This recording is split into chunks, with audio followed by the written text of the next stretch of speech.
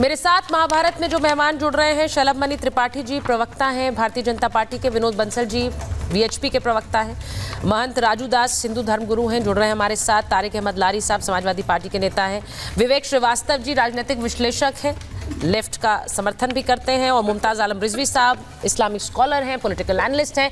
बहुत बहुत स्वागत आप सभी का।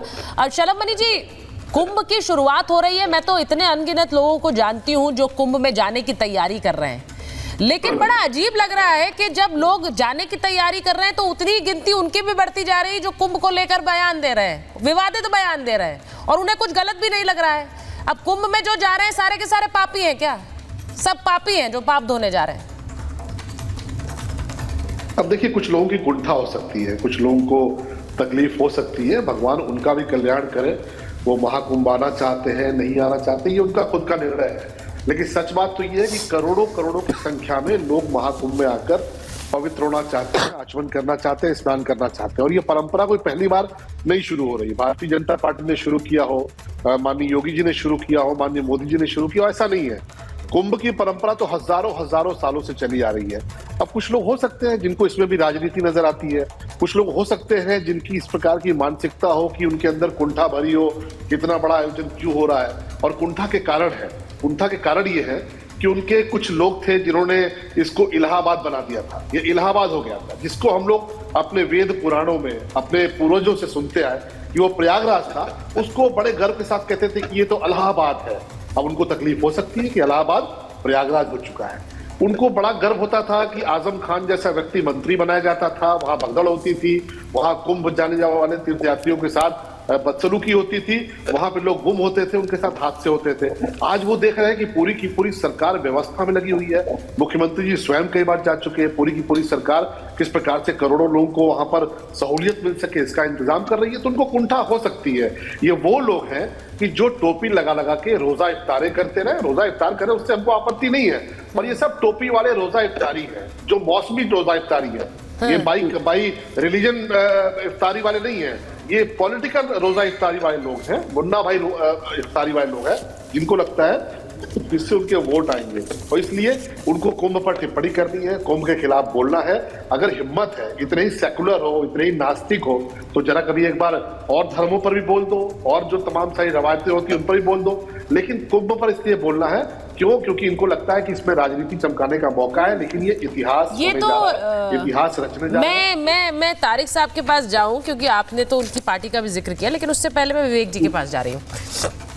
विवेक जी, उन्होंने जो बात बोली है, उन्होंने कहा कि इस तरह का जो साहस है, हिम्मत है, वो सिर्फ हिंदू धर्म पर टिप्पणी करने का है, ये साहस कहीं और है नहीं। और मैं तो चाहती हूँ कहीं भी ना हो, किसी भी धर्म पर टिप्पणी करने का साहस होता ही क्यों है।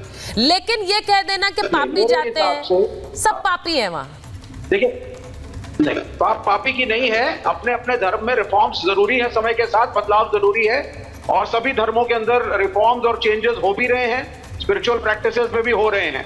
कबीर बहुत बड़े रिफॉर्मिस्ट थे, उन्होंने कहा जरूरी नहीं कि वाराणसी में मरोगे तो ही स्वर्ग मिलेगा, और मैं मगहर जाऊंगा, वहां पे देह को त्यागूंगा, मुझे वहां भी स्वर्ग मिलेगा। रिफॉर्मिस्ट थे। आपके राजा राम मोहन रॉय थे, ब्रह्मो समाज से रिफॉर्मिस्ट थे, विडो मैरिज शुरू कराई, सती प्रथा के खिलाफ लड़े। तो रिफॉर्मिस्ट होना जरूरी होता है। मात्र अगर ये आप कह देंगे कि एक गंगा में गए और नहा लिया, सारे पाप धुल गए, तो पता नहीं, इस पर क्वेश्चन मार्क होना चाहिए, डिस्कशन होना चाहिए या नहीं। आस्था अपनी जगह पर है, क्या कोई प्रश्न ना पूछे आपस में किसी से, किसी शंकराचार्य से? नहीं, प्रश्न पूछने पे कहाँ कोई सवाल कर रहा है विवेक जी?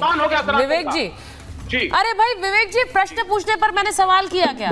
मैंने ये आपसे कहा कि अगर ये कह दें कि भाई कुंभ में कुंभ की डुबकी, गंगा मैया के दर्शन, कुंभ स्नान, इसके लिए तो सोचिए विदेशों से स्टीव जॉब्स की पत्नी आ गई, उसको लेकर इतनी चर्चा हो रही है कि वो अमेरिका छोड़कर यहाँ भारत में रह रही है। स्टीव जॉब्स की पत्नी वो यहाँ भारत में सनातनी, सुनिए मेरी बात सुनिए, जिसके पास पैसा है, जिसके पास नाम है, वैभव है, उसे वो नहीं चाहिए, उसे तब भी कुंभ में आना है। लेकिन आप जो लोग यहाँ कुंभ की बात करते हैं, जहाँ कुंभ मनाया जा रहा है, जिसका आयोजन है, वहां लोग कह रहे हैं पापी जा रहे हैं, पापी जा रहे हैं, और आप उसे सही ठहरा रहे हैं। नहीं, मैं तो चंद्रशेखर रावण जी की बात को अलग तरीके से देख रहा हूं और सही भी मानता हूं। प्रश्न जरूर पूछना चाहिए, किसी की आस्था है कुंभ में जरूर जाए, लेकिन हिंदू ही समाज का कोई व्यक्ति अगर ये प्रश्न करता है कि वहां पे जाने से क्या स्पिरिचुअल बेनिफिट है, नहीं है, गंगा में नहाने से कुछ मिलेगा नहीं मिलेगा, तो इसमें क्या बुराई है? अब स्टीव जॉब्स डिसाइड करेंगे क्या अच्छा है क्या नहीं। गोरों की गुलामी आज भी नहीं छोड़ी। आई एम सॉरी विवेक जी। देखिए मैं एक चीज आपसे कहूं विवेक जी, उनका एग्जाम्पल देंगे। हाँ विवेक जी देखिए, मैं शलभ मणि जी की एक बात से पूरी तरह सहमत हूं। ये जो पूरा साहस और हिम्मत है, ये सनातन के जो आयोजन है या फिर सनातनी जो पर्व है उन पर सवाल उठाने का बहुत साहस है, बहुत हिम्मत है हमारे देश में लोगों की। और ये इसलिए मैं कहती हूँ, मेरी बात सुनिए ना विवेक जी, मेरी बात सुनिए। आपसे बस दरख्वास्त कर रही हूँ क्योंकि आज तबियत थोड़ी मेरी ठीक भी नहीं है, तो मैं अगर आप बहुत ज्यादा चिल्लाकर बात करना नहीं चाहती, मुझे आपको पता है, इसलिए जरा मेरी बात सुनिए, मेरी बात सुनिए। मैं ये सिर्फ कह रही हूँ विनोद जी के पास जा रही हूँ एक बार।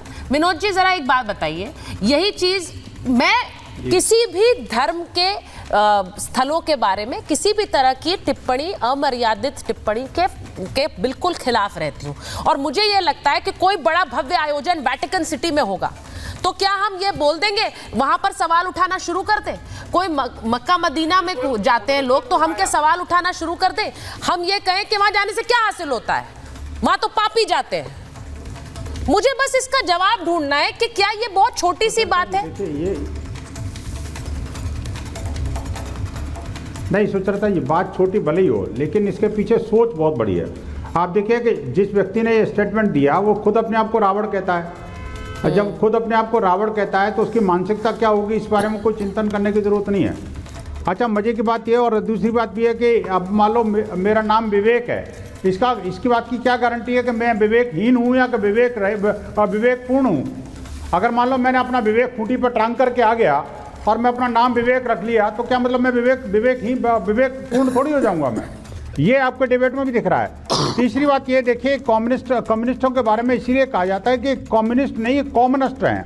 इन्होंने कौम को नष्ट कर लिया, ये स्वयं भी नष्ट हो गए, लेकिन दुनिया से जाने के बावजूद भी अभी भी जो है ना ये इधर उधर की बातें करना, वैसे ये कहते हैं रिलीजन को अफीम है, धर्म को अफीम मानते हैं, लेकिन जब हिंदुत्व की बात आती है तो गाली देने के लिए सबसे पहले यही आते हैं। आज तक इन्हें ये जो रिफॉर्म्स की बात करी कि सब जगह रिफॉर्म हो रहे हैं, अरे भाई सब जगह कहाँ हो रहे हैं रिफॉर्म? इस्लाम में कौन सा रिफॉर्म हुआ बताओ ना जरा, एक रिफॉर्म बता दो। क्या 3 तलाक खत्म हुआ? क्या हलाला खत्म हुआ? क्या तलाक बिद्दत खत्म हुआ? क्या वो बुर्का प्रथा खत्म हुई? क्या वो हिजाब प्रथा खत्म हुई? अरे नहीं बोलेंगे भाई। विवेक जी, आप अपने विवेक का अपने नाम बदल लीजिए, ज्यादा बेटर है। आपका नाम विवेक होना ठीक नहीं है। आप देखिए एक और बात मैं करूं, देखिए अगर हम आज महाभारत कर रहे हैं, मैं इस बात के पक्ष में नहीं हूं कि सवाल